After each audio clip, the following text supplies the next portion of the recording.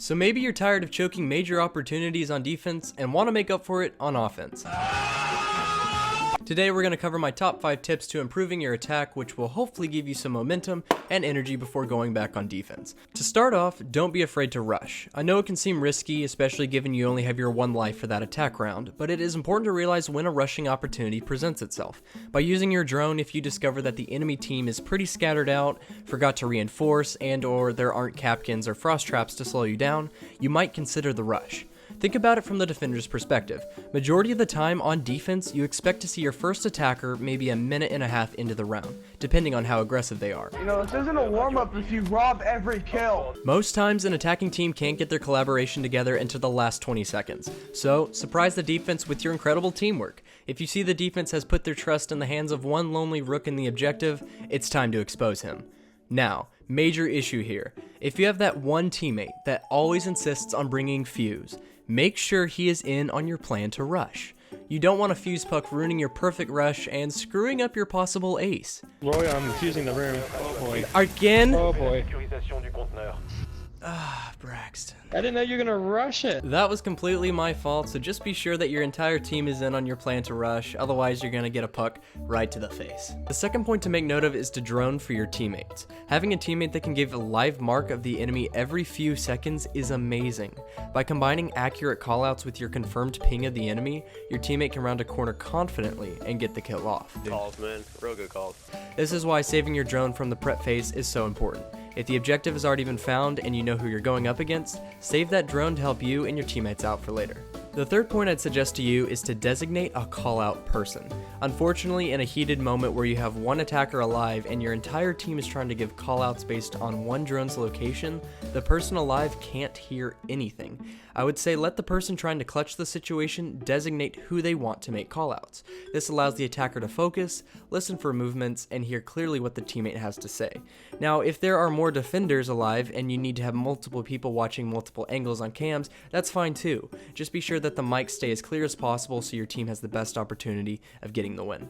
Fourth, and quite possibly one of the most important tips, watch the clock and push together. I've seen so many teammates not realize the clock is within 30 seconds and they are still droning other floors or looking for roamers. If you allow the time to get down to just a few seconds, you've allowed the defending team to rotate back to the objective and more narrowly pinpoint where you'll be coming from. Getting your attack off early is really hard. Everyone's instincts are to play a bit more cautiously at the beginning to try and catch defenders making mistakes. However, if you use your time at the beginning of the game efficiently, you'll have more time to make your push. Now this can be done by designating teammates to drone certain areas. If you can find the roamers' positions at the beginning, you can work as a team to eliminate them before directing your attention to the objective. Clear as many rooms and floors as you can with your drone as quickly as possible. Now be sure that when it comes time to push, you push together. By sending in teammates one at a time to try and contest or plant, you give the defense the ability to focus on just one attacker. It's much more stressful dealing with attackers coming from the ceiling and 2 different doorways. Coordinate your push. If you can have an attack above a hatch or floorboards and different sides of the room, you spread the defense's angles. Majority of the time, the defense tries to move around the room when they're being attacked. By attacking from different angles at the same time, a defender can move safely from one side of the room, right into your crosshairs on the other. Having a mic, especially for ranked, is vital to this being successful. Have a countdown, push together, and win the round. Finally, the thing that has driven us all crazy, use Peeker's advantage. Now what does this mean? Peeker's advantage is the delay between where you are on your screen and where other players see you. Basically, you're trying to appear quicker on your screen than your opponent's screen. The way that this is accomplished is by fast peeking corners, separating yourself from those few milliseconds of delay. The peeker's advantage doesn't exist by slow peeking a corner or by holding an angle by remaining stationary. Instead, it's by a quick movement around a corner or poking your head up fast, allowing you to see your opponent a few milliseconds before they see you. Now this is really difficult. We're talking milliseconds here, people. It requires a lot of skill to get your aim down, but it doesn't hurt to practice.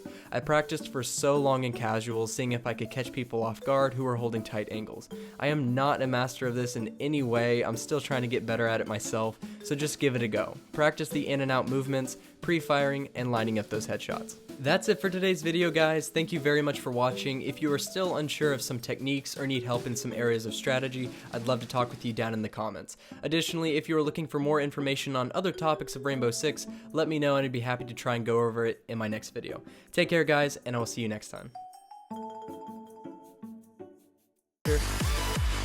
What the?